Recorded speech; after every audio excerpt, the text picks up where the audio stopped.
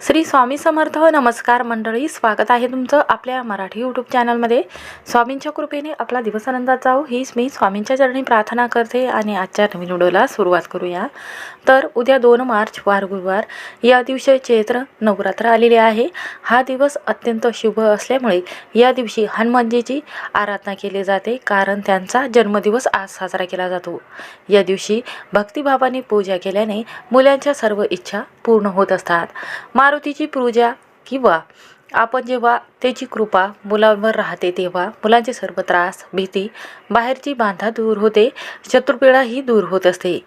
तर पहा, गुरुवार हा दिवस श्रीहरी विष्णूला आणि माता लक्ष्मीला समर्पित असल्यामुळे या दिवशी तिन्ही देवांचा आशीर्वाद जो आहे तर आपल्या मुलांबाळावर आणि आपल्या संपूर्ण कुटुंबावर राहणार आहे. हनुमान जयंती इतकी खास म्हटली जाते की हनुमानजीची नुसती तुम्ही जर आराधना केली किंवा तुम्ही हनुमान चालिसाचं जर पठण केलं तर जीवनातील जेवढे शत्रू त्रास आहे तर ते दूर होतात. मुलांच्या जीवनात जे अडथळे आलेले आहेत ते सुद्धा दूर होतात. आपण जी रुईच्या पानाची माळा अर्पण करत असतो तर त्याचं महत्त्व काय आहे, त्याचबरोबर आईने मुलांसाठी असा एक दिवा लावायचा आहे ज्यामुळे मुलांचे सर्व विघ्न हे संपतील आणि प्रत्येक कामात त्याला यश मिळेल. जीवनात येणारे अडथळे, दुःख, त्रास, भीती, नकारात्मकता दूर होईल आणि सदैव आपल्या कुटुंबावर हनुमानजीचा आशीर्वाद लाभेल. जीवनात ज्या काही समस्या असतात तर त्या समस्येमध्ये आपल्याला संकट येऊ नये आणि कोणत्याही कामामध्ये आपल्याला यश मिळण्यासाठी हा उपाय आपल्याला करायचा आहे. उपाय कोणत्या वेळी करायचा आहे, कसा करायचा आहे याची संपूर्ण माहिती आपण या व्हिडिओमध्ये पाहणार आहोत. त्यामुळे व्हिडिओ हा शेवटपर्यंत नक्की पहा. चॅनलवर नवीन असाल तर नक्की सबस्क्राईब करा. कमेंटमध्ये ओम गण गणपतये नमः हा मंत्र लिहायला विसरू नका. तर पहा, हा मंत्र लिहिल्यामुळे गणपती बाप्पा बुद्धीचे देवता म्हणून ओळखले जाते. तसंच गणपती बाप्पाला सर्वात प्रथम पूजनीय म्हटलं गेलेलं आहे, कारण हनुमानजीची पूजा करत असताना रुईची माळ त्यांना का घातली जाते तर याची एक कथा आहे, एक आख्यायिका आहे. रुईच्या पानाची माळ जी आहे तर हे घालण्याचं महत्त्व काय आहे तर हनुमानजीची जी आई आहे अंजनी, तर ही आपल्या उपास्य देवत गणपतीची निसिम भक्त होती. आपल्या मुलांवर गणपतीची कृपादृष्टी राहावी एवढंच नाही तर गणपती बाप्पाकडून त्यांना बुद्धी, शक्ती याचं वरदान प्राप्त व्हावं व कोणतंही विघ्नहर्ता प्रभू गणपतीचं संपूर्ण तत्व लाभावं म्हणूनच मारुतीच्या गळ्यामध्ये मदाराच्या किंवा रुईच्या पानाचा 11 माळीचा हार घातला जातो. म्हणूनच भाविक भक्त आपल्या मुलांच्या बुद्धीमध्ये प्रगती होण्यासाठी रुईच्या पानाचा हार गणपती बाप्पाला दर शनिवारी आणि हनुमान जयंतीच्या दिवशी अर्पण करत असतात. तसंच 11वा रुद्र अवतार असल्यामुळे 11 पानाचा हार अर्पण केला जातो. तसंच स्त्रियांनी हनुमानजीला चुकूनही स्पर्श करू नये. मंदिराजवळ जर तुम्ही गेले तर मुलाला दर्शन घ्यायचं सांगायचं आहे, तुम्ही आतमध्ये प्रवेश करू नये, कारण हनुमानजी हे ब्रह्मचारी आहेत. म्हणून ब्रह्मचार्याचं आपल्याला त्यांच्या पालन करायचं आहे. म्हणून चुकूनही स्त्रीने हनुमानजीला स्पर्श करू नये. तर पहा, हनुमानजीला कधीही वस्त्र किंवा कोणतेही कपडे दान करू नये. असं केल्याने ब्रह्मचारी याचा आपल्याकडून अपमान झाल्यासारखं वाटते. तर हनुमान जयंतीच्या दिवशी हनुमान चालिसाचं किंवा हनुमान अष्टक, सुंदरकांड तुम्ही पठण करू शकता. मारुतीरायाला चुकूनही पंचामृताने अभिषेक करू नये. म्हणून आजच्या व्हिडिओमध्ये काही उपाय आहेत जे आपल्या जीवनामध्ये सकारात्मक बदल जे आहेत तर ते आपल्याला पाहायला मिळत असतात. असं म्हटलं जाते की भगवान मारुतीची सेवा केल्याने आपल्या जीवनातील जे काही अडथळे असतात तर ते दूर होतात. राहू केतूचा त्रास असेल तर तो कमी होतो. घरामध्ये वास्तुदोष असेल तर ते कमी होतात. मुलाच्या बुद्धीमध्ये भरभरून प्रगती होते. घराची, पतीची, मुलाची इतकी प्रगती होते की 7 पिढ्याचे दारिद्र्य असेल तर ते क्षणात कमी होते. म्हणून आपल्याला हा उपाय कोणत्या वेळी करायचा आहे, कसा करायचा आहे ते बघूया. तर आपल्याला हा उपाय जो आहे तर तो काळे उडदाचे दाणे आहेत तर त्याचा हा उपाय आपल्याला करायचा आहे. सर्वात प्रथम तर काळे उडदाचे दाणे आहेत तर त्याचा उपाय आपल्याला का करायचा आहे तर हा उपाय केल्याने एका रात्रीतून नशीब चमकेल. आपल्याकडे चहूबाजूने पैसा हा आकर्षित होईल. आपल्यावर जे कर्ज आहे तर ते आवर्जून कमी होण्यास मदत होईल. मुलाला लागलेली शत्रुपीडा, नकारात्मकता, भीती, रात्री झोपेमध्ये ते रडत असतील तर हे सर्व त्रास त्याचे दूर होतील. सर्व कठीणातील कठीण समस्या ह्या लवकरात लवकर संपतील असा हा प्रभावी उपाय जो आहे तर तो तुमच्यासोबत शेअर करणार आहे, त्यामुळे व्हिडिओ हा शेवटपर्यंत नक्की पाहत राहा. तर पहा, तुम्ही शनिवारी हा उपाय करू शकता किंवा उद्या हनुमान जयंती आहे तर या दिवशी तुम्ही हा उपाय केलात तरीही चालेल. तर पहा, वर्षातून येणारे जेवढे शनिवार असतात त्या शनिवारचं सगळं शुभफळ या दिवशी आपल्याला प्राप्त होते. कारण हा दिवस जो आहे हनुमानजीचे जन्मदिवस म्हणून साजरा केला जातो. दिवस जो आहे तर तो इतका शुभ आहे की आपण जे काम करत असतो त्यामध्ये आपल्याला सफलताही मिळत असते. तर पहा, असं म्हटलं जाते की उडदाची जी दाणे आहे किंवा भाजी आहे तर ती इतर कोणत्याही दिवशी खाल्ली जात नाही. उडदाची भाजी फक्त चांगला दिवस पाहून, ज्या दिवशी आपण मांसाहारी पदार्थ खातो जसं की दिवस बघतो, तसंच आपल्याला उडदाची भाजी ही त्या दिवशी खायची असते. ज्या दिवशी मांसाहारी पदार्थ खाल्ले जातात त्या दिवशी खाल्ली जाते. असं म्हटलं जाते की उडदाच्या डाळीला इतकं महत्त्व का दिलं जातं, कारण उडदाची जी भाजी आहे तर शरीरामध्ये आपल्या सकारात्मक ऊर्जा आणण्याचं काम करते, ताकद वाढवण्याचं काम करत असते. ही भाजी जी आहे तर ती रोज खाल्ली जात नाही. असं म्हटलं जाते की हा काळा पदार्थ आहे, पण उडदाची डाळ खाल्ल्याने तुम्हाला माहिती आहे का काय फायदा होतो? तर उडदाची डाळ खाल्ल्याने शरीरामध्ये ताकद येत असते. आपल्या शरीरामध्ये जे हातपाय आहे तर ते दुखत असेल किंवा कोणताही आपल्याला त्रास होत असेल तर उडदाची भाजी खाल्ल्याने आपले हातपाय जे आहे सुन्न होत असेल, वात येत असेल किंवा जड वाटल्यासारखं तुम्हाला वाटत असेल तर उडदाची डाळ खाल्ल्याने हे सर्व त्रास कमी होतात. म्हणून ही डाळ फक्त बुधवारी किंवा तुम्ही शुक्रवारच्या दिवशी करू शकता. तर पहा, हा उपाय आपल्याला का करायचा आहे? तर पहा, तुमच्या एखादं महत्त्वाचं काम आहे त्यामध्ये विघ्न येत असेल, अडचणी येत असेल किंवा लग्न कार्यामध्ये बाधा येत असेल, मुलाचा विवाह जुळत नसेल किंवा तुम्हाला एखादी मुलगी पसंत आहे पण तिला तुम्ही पसंत नाही, तर तुम्ही तिच्यासाठी ही उपाय करू शकता. तुम्हाला ती मिळण्यासाठी हा उपाय करू शकता. तर पहा, आपल्या जीवनात काही शत्रू असतात, जवळपास असतात, शेजारी असतात, तर त्यांचा त्रास जो आहे तर तो जास्तीत जास्त मुलांबाळावर होत असतो. आपल्या महत्त्वाच्या कामामध्ये नेहमी अडथळे आणतात. या शत्रूमुळे आपल्या आयुष्यामध्ये कामामध्ये सतत अडथळे, नुकसान होते. म्हणून शत्रुत्व नष्ट करण्यासाठी, सर्व कामामध्ये तुम्हाला यश मिळण्यासाठी, मुलांच्या बुद्धीमध्ये प्रगती होण्यासाठी हा उपाय खूपच प्रभावी म्हटला जातो. तसंच घरातील पुरुष मंडळी आहे तर त्यांनी हा उपाय केला तर आपल्या घरामध्ये सुख समृद्धी नांदत असते.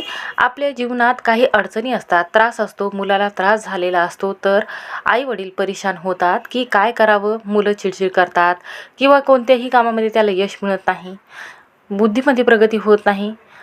कितीही आपण पैसे खर्च करतो पण मुलगा आपला जो आहे तर तो हट्टीपणा सोडतच नाही. तर मुलगा एका जागेवर बसून राहतो किंवा मनामधली काही गोष्ट सांगत नाही. त्याला काही त्रास होत असेल तर तो सांगत असेल किंवा नसेल तरीही हा उपाय जो आहे तर त्यांच्यासाठी खूप प्रभावी म्हटला जातो.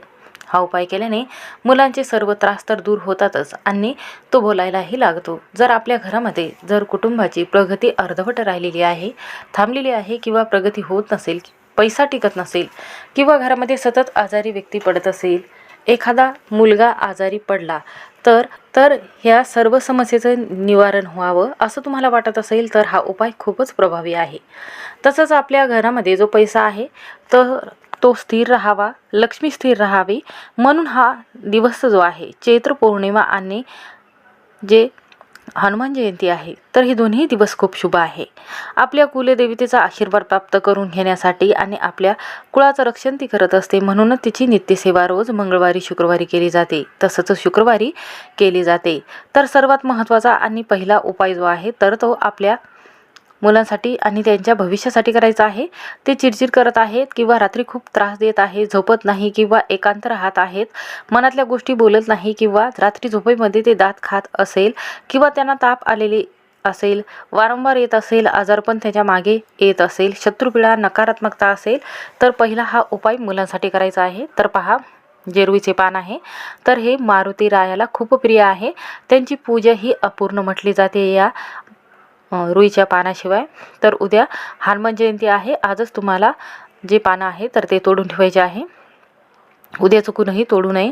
तर तुम्हाला 101 किंवा 108 किंवा 51 किंवा 21 किंवा 11 या संख्येमध्ये रुईचे पान घ्यायचे आहे. ज्यांना शक्य होत असेल त्यांनी एवढे पाने घेतले तरीही चालेल, किंवा तुम्ही 11 पानं घेतले तरीही चालेल. पानं आणल्यानंतर आपल्याला सर्वात प्रथम स्वच्छ धुवून घ्यायचं आहे. त्यावर श्रीराम हा मंत्र लिहून याची माळ तयार करायची आहे. मारुतीच्या मंदिरामध्ये दर शनिवारी जर आपण नारळ फोडले तर अचानक विघ्न येत असेल तर मुलांचे सर्व विघ्न टळतात. ज्या व्यक्तीवर हनुमानजीचा आशीर्वाद असतो त्या व्यक्तीच्या जीवनात संकट नावालाही उरत नाही. म्हणून आपल्याला सकाळी उठल्यानंतर संध्याकाळी किंवा सकाळी दोन्ही वेळेमध्ये तुम्ही हा उपाय करू शकता. तर हा रुईच्या पानाचा हा जो उपाय आहे तर तो आपल्याला मारुतीरायाच्या मंदिरामध्ये अर्पण करायचा आहे. त्यानंतर आपल्याला मोहरीच्या तेलाचा दिवा इथे लावायचा आहे. काळ्या रंगाचं आपल्याला एखादं वस्त्र घ्यायचं आहे आणि त्यांची एक वात तयार करून घ्यायची आहे. त्या दिव्यामध्ये आपल्याला वात टाकायची आहे. यासोबतच आपल्याला 11 उडदाचे दाणे घ्यायचे आहेत. अखंड उडदाचे दाणे लागणार आहेत. यासोबतच 11 आपल्याला मिठाचे खडे घ्यायचे आहे आणि हा एक दिवा घ्यायचा आहे. 11 आपल्याला जे मिठाचे खडे आहेत तर ते तुमच्या जवळच ठेवायचे आहे आणि त्यानंतर मारुतीरायाच्या मंदिराजवळ जायचं आहे. मंदिरात गेल्यानंतर आपल्याला काय करायचं आहे तर पहा, तिथे गेल्यानंतर सर्वात प्रथम आपल्याला मोहरीच्या तेलाचा दिवा प्रज्वलित करून घ्यायचा आहे. त्यानंतर एक उडीद दाणा घ्यायचा आहे आणि त्यानंतर त्या दिव्यामध्ये न टाकता आपल्याला मारुतीरायाच्या चरणी अर्पण करायचं आहे आणि मारुतीरायाचा आपल्याला मंत्र म्हणायचा आहे. 1 मिठाचा खडा आपल्याला टाकायचा आहे आणि मारुतीरायाचा मंत्र म्हणायचा आहे. मग 1 नंतर 2 नंतर असं 11 वेळा आपल्याला मिठाचा खडा आणि उडदाचा जो डाळ आहे, उडीद जो आहे तर तो घ्यायचा आहे आणि 1 मिठाचा खडा घ्यायचा आहे. अशा पद्धतीने 11 वेळा हा मंत्र म्हणून शनिदेवाच्या आणि मारुतीरायाच्या चरणी अर्पण करायचा आहे.